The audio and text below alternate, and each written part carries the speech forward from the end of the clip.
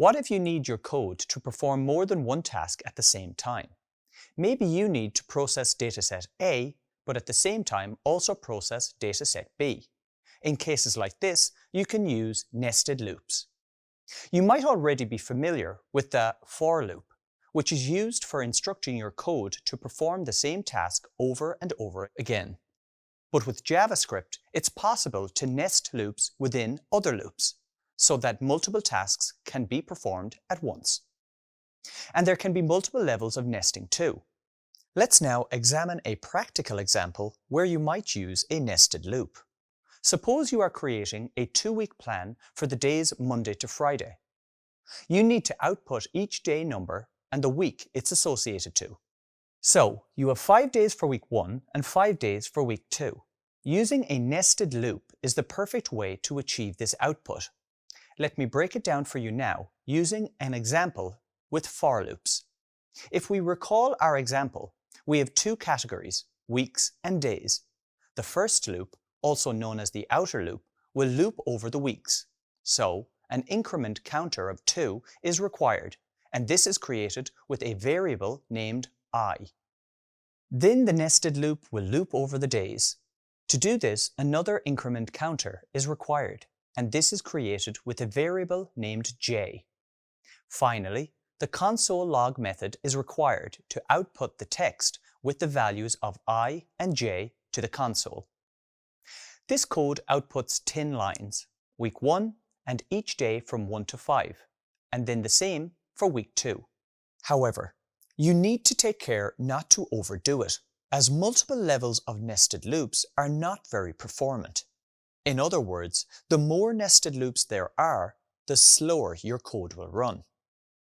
Let's now explore an example where you will output code using nested loops to display the summer months over 2 years. Okay, so I'm back in my browser's console, and I start by pasting in a for loop declaration. Notice this specifies the year variable as 2023, and the exit condition when the comparison of year is less than 2025 returns false. I've also set the year's value to increase by 1 on each loop. Essentially, I've coded this loop twice. Next, I type console.log in the loop body and place the variable year inside the parenthesis. Okay, so I expect the output to display 2023 and 2024. I run the for loop to confirm that this is the case. And indeed, the values 2023 and 2024 are logged to the console. And this is a process that you are already familiar with. Now I want to demonstrate a nested loop, and to do that I need to add another loop inside the body of the first for loop. This will also be a for loop. This time I type for var month equals 6, month less than 9, and month plus plus. What I'm doing here is counting only the summer months. The summer months are usually June, July, and August in the Northern Hemisphere.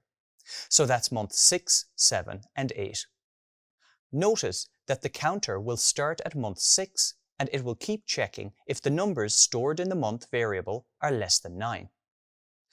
On each subsequent loop, the value stored in the month variable will increase by 1. Effectively, it's going to go through month 6, 7, and 8, and after it runs these 3 loops, it's going to stop. So now I type console.log in the body of the inner loop. And to make sure that I showed that this is nested, I'm going to add several dash characters, and then the month variable. And now, when I run this code, the outer loop will run for the first time. And it will set the value of the year variable to 2023. Then console log that number, and then go into the code of the inner loop and run it. Once inside the code of the inner loop, I can expect the code to run 3 times and output dashes 6, dashes 7, and dashes 8. The inner loop will then exit, and the code will move back to the outer loop to begin the next loop cycle. When this starts, the value of the year variable has been increased by 1 to 2024.